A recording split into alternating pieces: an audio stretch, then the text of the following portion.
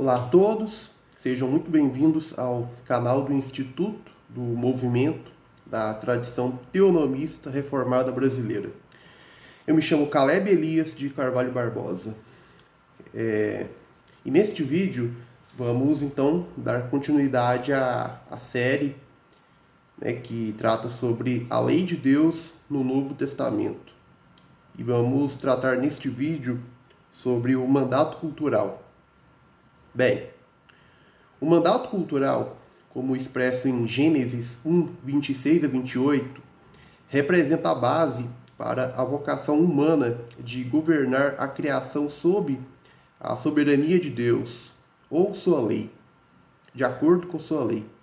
Historicamente, a tradição reformada abraçou essa doutrina como parte integral da fé cristã, unindo redenção e criação em um propósito abrangente.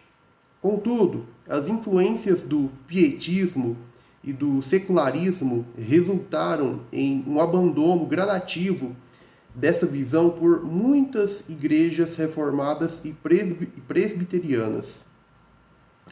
Este vídeo explora o significado do mandato cultural, sua conexão com a proclamação e expansão do reino de Deus, e a necessidade urgente de resgatar essa doutrina na igreja contemporânea. Neste vídeo, abordaremos um tema que é essencial para compreender o papel do homem como imagem de Deus e sua relação com a criação. Estaremos então abordando o mandato cultural, também conhecido como teologia do domínio. Essa doutrina, fundamentada em Gênesis 1, 26 a 28, revela a vocação dada por Deus ao homem de exercer domínio sobre a terra, cultivá-la e sujeitá-la, refletindo o caráter do Criador em todas as esferas da vida. Veremos como esse chamado, embora dado no início da história humana, é reiterado e ampliado no Novo Testamento, especialmente à luz da obra redentora de Cristo. O cumprimento do mandato cultural não apenas conecta o homem à criação, mas também integra a expansão do reino de Deus no mundo. Discutiremos as implicações práticas desse mandato, desde o trabalho, a ciência e a cultura até a ética pública, mostrando como ele se alinha com a lei de Deus e a missão da Igreja. Ao longo deste estudo, analisaremos passagens do Novo Testamento que apontam para o cumprimento desse mandato em Cristo e através de seu povo, explorando o papel dos cristãos como agentes de transformação em um mundo caído. Este é um tema vital para uma visão teonômica da vida, pois demonstra como a redenção em Cristo não anula, mas reafirma o chamado original de Deus para a humanidade. O mandato cultural é uma expressão clara da soberania de Deus e do propósito criacional para a humanidade. No Novo Testamento, esse mandato é revitalizado em Cristo, o segundo Adão, que cumpre perfeitamente a lei de Deus e inaugura uma nova era em que o reino de Deus se manifesta por meio de seu povo. Cristo é o centro do mandato cultural, pois ele é descrito como aquele que reconcilia todas as coisas, tanto no céu quanto na terra. Colossenses 1:20. Sua obra redentora restaura o propósito original do homem, capacitando os cristãos a viverem como mordomos fiéis da criação. O domínio que o homem perdeu em Adão é recuperado em Cristo, que declara em Mateus 28:18: toda autoridade me foi dada no céu e na terra. Essa autoridade é delegada aos seus discípulos para discipular as nações, uma tarefa que abrange todos os aspectos da vida humana, desde a evangelização até a transformação cultural. A Igreja é a agência do reino de Deus na terra, chamada a exercer o mandato cultural sob a direção de Cristo.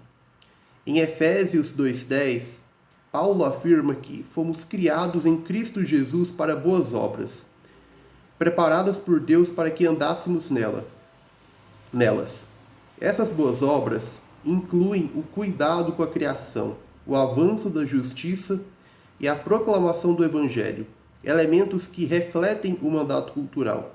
Além disso, a grande comissão, Mateus 28, 19 a 20, não se limita a converter indivíduos, mas inclui o ensino de todas as coisas que Cristo ordenou, o que implica a aplicação da lei de Deus em todas as esferas da vida. Isso reforça a visão teonômica de que a ética bíblica deve governar as relações humanas e culturais. O mandato cultural está intrinsecamente relacionado à expansão do reino. O Novo Testamento apresenta o mandato cultural como um aspecto integral da expansão do reino de Deus. O apóstolo Paulo, por exemplo, ao escrever em 1 Coríntios 10:31, exorta os cristãos a fazerem tudo para a glória de Deus, um princípio que guia a interação do cristão com o mundo. Isso inclui o trabalho, a ciência, a arte e a política, que devem ser realizados sob o senhorio de Cristo. O mandato cultural também aponta para a restauração futura da criação, como descrito em Romanos 8, 19 a 23. A redenção cósmica prometida por Deus inclui a restauração de todas as coisas, a sua finalidade original, um processo iniciado na primeira vinda de Cristo e que será consumado em sua segunda vinda. O trabalho humano é uma extensão do mandato cultural, um meio de glorificar a Deus e promover o bem comum. A cultura deve ser moldada pelos valores do reino de Deus, com a educação transmitindo uma cosmovisão cristã. Da mesma forma, a ciência, as artes, o entretenimento. Além disso, os cristãos são chamados a promover a justiça baseada na lei de Deus em todas as esferas públicas.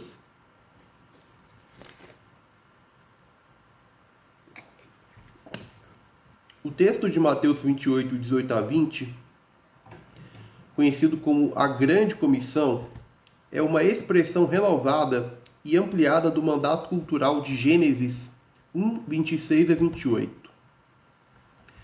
Ambas as passagens destacam a soberania de Deus e o papel do homem como seu representante ou vice-regente na terra. A Grande Comissão, no entanto, reflete a nova realidade inaugurada pela obra redentora de Cristo, que capacita os crentes a cumprirem o propósito original de Deus para a humanidade. Em Gênesis 1, 26 a 28, Deus dá ao homem autoridade sobre toda a criação, chamando-o a sujeitar e governar a terra.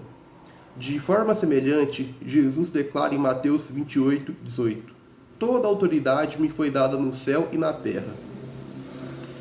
Pois bem, essa declaração estabelece a base para a missão dos discípulos. Cristo, como Rei dos Reis, delega essa autoridade aos seus seguidores para que exerçam domínio espiritual e cultural em todas as nações. O mandato cultural inclui a ordem de frutificar e multiplicar. Gênesis 1:28. Na Grande Comissão, esse aspecto é refletido na chamada para fazer discípulos de todas as nações. Mateus 28:19.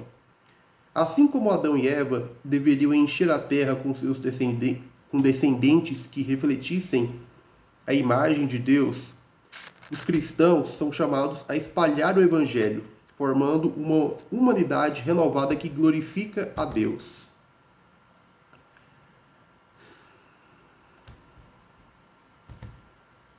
Bem,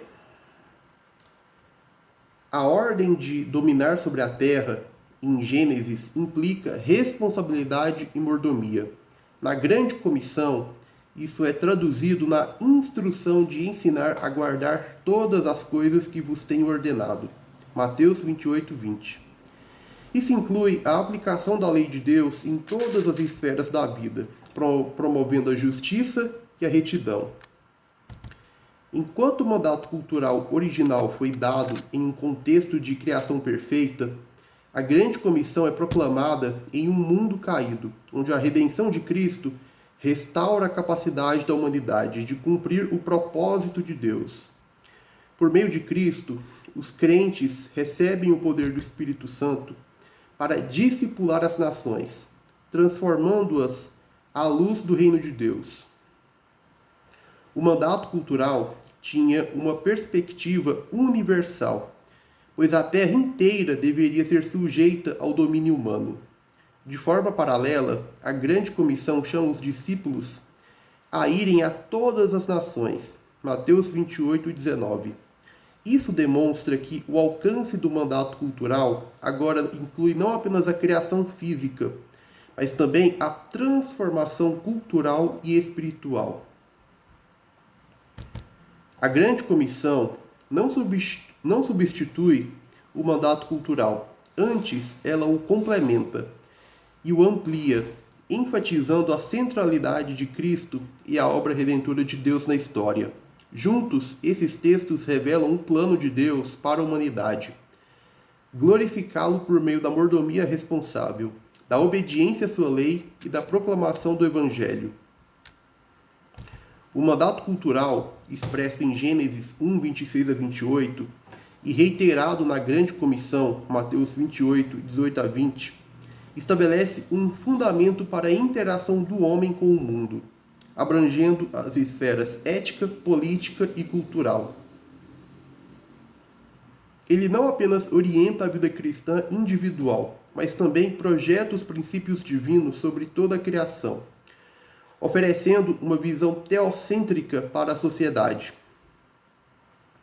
O mandato cultural fornece diretrizes éticas sólidas que refletem o caráter de Deus. A mordomia da criação. A administração da terra não deve ser guiada por um ambientalismo secular que idolatra a natureza, mas por uma ética de mordomia que reconhece a soberania ou autoridade de Deus sobre todas as coisas. Gary North, em A Aliança do Domínio, Gênesis, enfatiza que o domínio do homem sobre a criação deve ser produtivo e responsável, promovendo a expansão do reino de Deus. O mandato cultural também fornece diretrizes éticas sólidas quanto à dignidade do trabalho. O trabalho é visto como um chamado divino e um meio de glorificar a Deus, contrapondo-se à visão moderna que muitas vezes reduz o trabalho a um mero instrumento de sobrevivência ou exploração. Ele é um ato criativo, criacional, que reflete o Criador e traz benefícios tanto espirituais quanto materiais.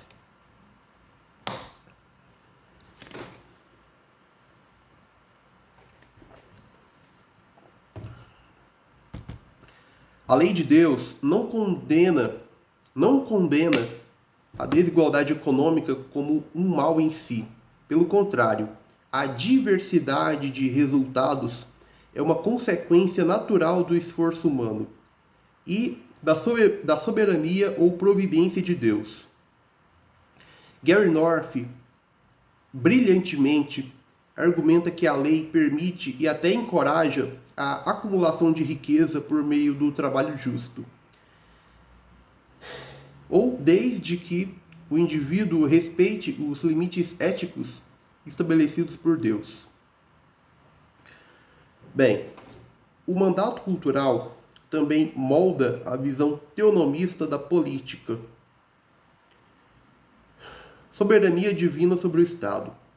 Todo o poder humano é delegado por Deus e deve operar dentro dos limites estabelecidos por sua lei.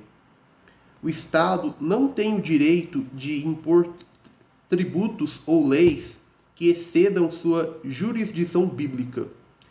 A crítica ao humanismo secular e ao estatismo excessivo é central na obra de autores como Rousas John Rushdoony. Justiça bíblica. A justiça política é definida pela aplicação das leis de Deus, que promovem equidade sem cair no erro de igualitarismos artificiais. A redistribuição compulsória de riqueza pelo Estado é incompatível com os princípios bíblicos, pois viola o direito de propriedade e a ordem estabelecida por Deus. E significa também que o Estado vai além do escopo de atuação legítima definida e instituída por Deus. Bom, a aplicação do mandato cultural conduz à renovação cultural em todos os aspectos, família e educação. A família é a unidade básica da sociedade e o primeiro ambiente de discipulado. A educação deve ser fundamentada na cosmovisão bíblica, rejeitando filosofias humanistas e relativistas. Produção de mercado. A ética de trabalho bíblica fomenta uma economia baseada em honestidade, produtividade e livre mercado, onde o Estado tem um papel limitado e não controlador. David Chilton, em sua obra Cristãos Produtivos em uma Era de Manipuladores de Culpa, aponta que a prosperidade econômica surge naturalmente em uma sociedade onde os princípios bíblicos são seguidos. Evangelização integral. O mandato cultural exige que a proclamação do Evangelho se expanda para todas as esferas da vida, desde as relações interpessoais até as instituições públicas. O mandato cultural oferece uma visão abrangente que transcende a dicotomia entre sagrado e secular. Ele chama os cristãos a exercerem domínio sobre a terra em submissão a Deus, promovendo uma sociedade que reflete a justiça, a ordem e a glória do Criador. Sua aplicação prática, ao ser integrada com a Grande Comissão, torna-se o motor para a transformação cultural e a expansão do reino de Cristo na Terra. O mandato cultural, a proclamação e expansão do reino de Deus e a visão pós-milenista estão profundamente interligados, pois juntos compõem uma visão unificada da soberania de Deus sobre toda a criação e o progresso redentivo na história. O mandato cultural, ou teologia do domínio, que vemos na ordem de Deus dada a Adão em Gênesis 1, 26 a 28, é a ordem divina para que a humanidade exerça domínio sobre a terra, subjugando-a e cultivando-a para a glória de Deus. Após a queda, este mandato não foi anulado, mas assumiu um caráter redentivo, sendo renovado em Cristo. A obra redentora de Cristo não apenas restaura o relacionamento do homem com Deus, mas também reorienta o papel do homem na criação, capacitando-o pelo Espírito Santo a cumprir o propósito original de Deus para a Terra. O pós-milenismo, por sua vez, sustenta que a história caminha para a manifestação progressiva do reino de Deus em todos os aspectos da vida. A proclamação do Evangelho e a obediência ao mandato cultural são instrumentos centrais para esse progresso. A Grande Comissão, Mateus 28, 18 a 20, complementa o mandato cultural ao expandir seu foco para a reconciliação espiritual e cultural, convocando os discípulos de Cristo a fazerem discípulos de todas as nações, ensinando-os a observar tudo o que ele ordenou. Assim, a transformação da cultura é vista como uma extensão da transformação espiritual. A visão pós-milenista interpreta a história como um movimento ascendente de vitória do reino de Deus sobre os reinos deste mundo. Os teonomistas, alinhados com esta perspectiva, enfatizam que a lei de Deus é o padrão para a vida individual e comunitária. O cumprimento do mandato cultural e a expansão do reino são inseparáveis da aplicação prática da lei de Deus na ética, na política, na economia e na cultura. O pós-milenismo fornece uma visão otimista e propositiva da história. A proclamação do Evangelho não é apenas um chamado à conversão pessoal, mas um apelo à transformação de todas as esferas da vida humana, em submissão a Cristo como Senhor. O mandato cultural, então, torna-se um veículo para a demonstração prática da soberania de Deus sobre toda a criação. Sob esta perspectiva, a expansão do reino de Deus não ocorre apenas no âmbito espiritual, mas abrange todas as estruturas da sociedade. O trabalho, a educação, a política, a arte e a economia são áreas nas quais o mandato cultural e a proclamação do Evangelho convergem para glorificar a Deus e manifestar seu reino neste mundo.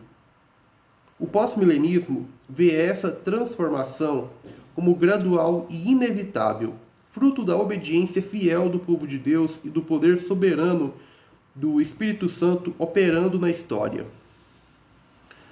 O mandato cultural tem sido historicamente central na tradição calvinista, refletindo a visão reformada da soberania de Deus sobre todas as esferas da vida.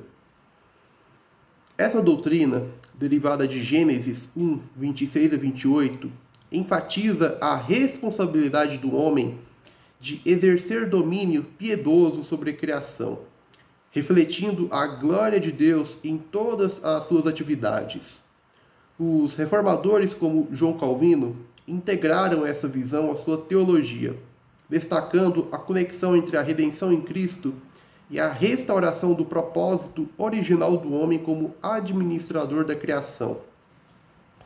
Calvino, em suas Institutas da Religião Cristã, afirma que toda a vida é vivida coram Deo, ou seja, diante de Deus. Esse princípio abrange não apenas a adoração e a piedade pessoal, mas também o trabalho, a cultura e a política. Calvino acreditava que a sociedade deveria ser ordenada de acordo com os preceitos divinos, um conceito que influenciou profundamente a ética e a política das sociedades reformadas.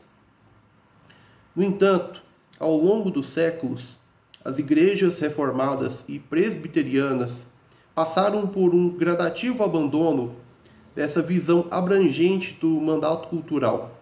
O pietismo, com sua ênfase na espiritualidade individual e na separação entre religião e vida pública, desempenhou um papel significativo nesse declínio. Além disso, a influência do secularismo moderno levou muitas igrejas a adotarem uma visão dualista, onde a fé é relegada à esfera privada, enquanto a cultura é entregue aos padrões humanos e relativistas. A perda do entendimento do mandato cultural tem implicações graves. A igreja perde sua voz profética na sociedade, e os cristãos deixam de influenciar a cultura de forma significativa. Essa negligência resulta na fragmentação da vida cristã, onde o Evangelho é visto como relevante apenas para a salvação individual e não para a transformação de toda a criação.